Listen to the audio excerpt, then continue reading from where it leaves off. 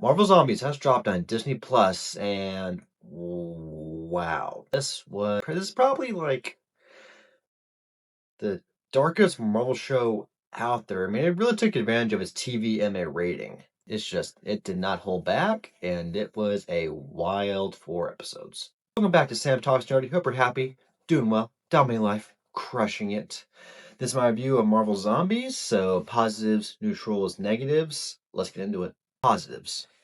First off, the opening just completely told us the vibe of this show. With other Marvel shows and the Marvel cartoons, it's always that, optimistic opening, flat, opening Marvel Studios, Marvel animation sequence with the da da da da.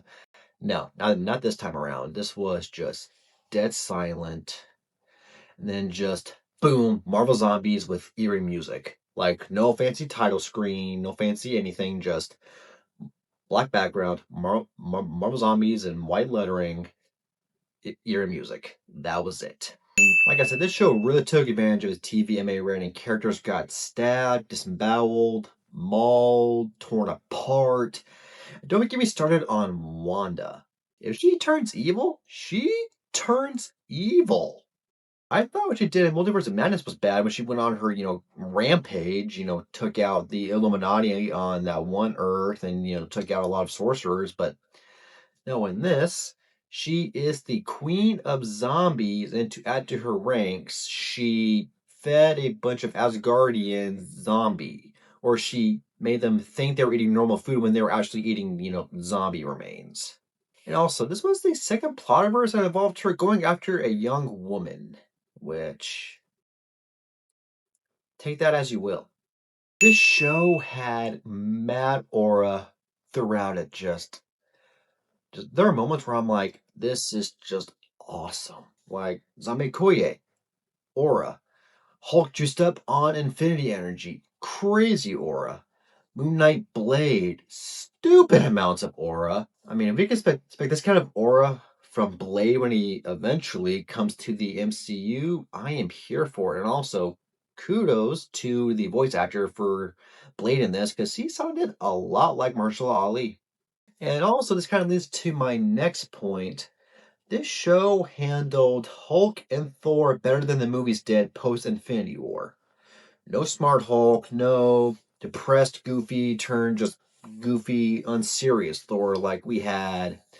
Hulk, being sort of like anchor being for all the infinity energy becoming massively OP. Then we have, Thor being, just depressed, and then he has an awesome fight with Wanda. This show did them more justice than the movies did.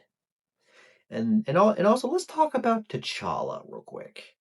Now, look, I'm probably going to be very unfair to Wakanda Forever with this, but this show gave him a better send off. I'm sorry. I'll say it like this: if I was to vote between Wakanda Forever's, oh no, between Infinity War and Endgame and this movie, he got sick and died off screen, or he died fighting a zombified Thanos, you probably know which ones. You probably know which one I'm going to go for. I mean, at least in Wakanda Forever, they could at least have done something better than just getting a mysterious disease and then dying off screen. Like, at least have him die fighting. My next positive has to go to the characters. Just this was an awesome cast of characters. They got characters we haven't seen in a hot minute, like Shang-Chi and Katie, characters who have been used enough, like Miss Marvel and Kate.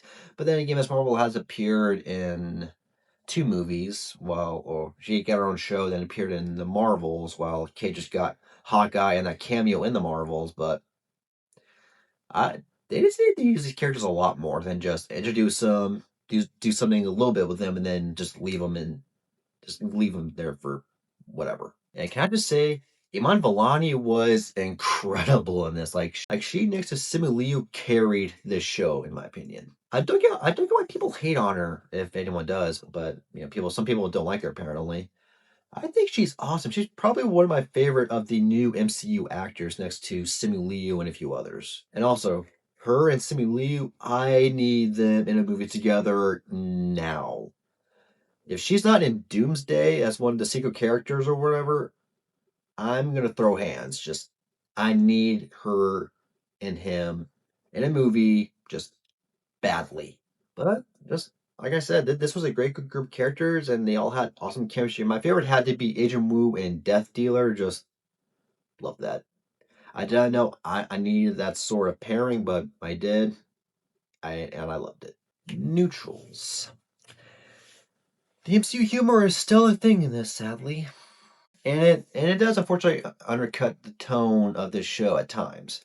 Either before or after a character would die, there would be like a quick little, jokey moment, and it just kind of just underlines everything. And while I did appreciate the episodes being released all together, you can definitely tell this was supposed to be a movie because just each episode would end with just a weird cut, and then that episode would pick up with, I guess, the following scene if in the movie, or I can't even describe it, but just you can tell when watching this that this was supposed to be a movie for Disney Plus, but apparently there's a rule with Spider-Man where if he's not in his own movie or an Avengers team up, they can't use him. Hence, they turned this into a four-part season. Negatives. The ending.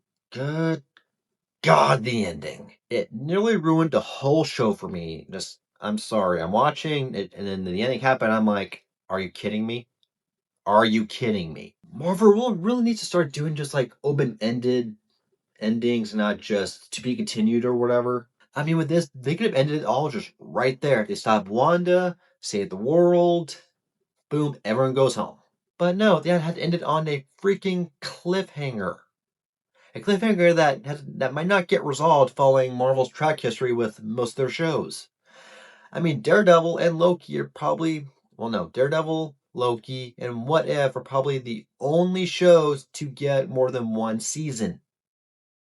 Unless I'm forgetting one, which I can't think of right now. But so far, I think it's only Daredevil, Loki, and What If.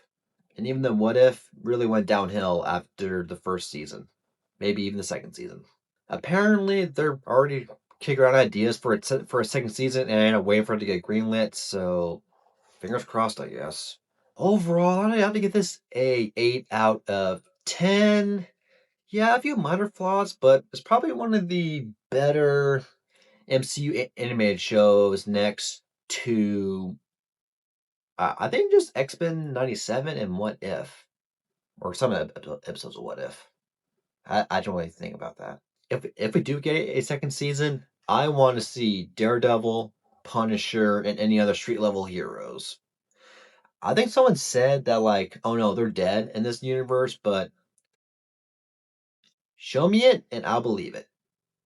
Like, show me them as zombies or show me their bodies. Just if I don't see it, I won't believe it. Because the whole rule of if you don't see a dead body on screen, they're not dead.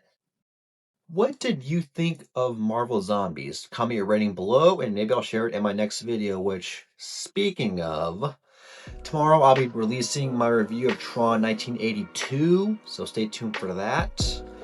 And until next time, if you're listening to this via my podcast, make sure to follow me on Apple Podcast and Spotify. And also leave me a 5-star rating and a good review where you can.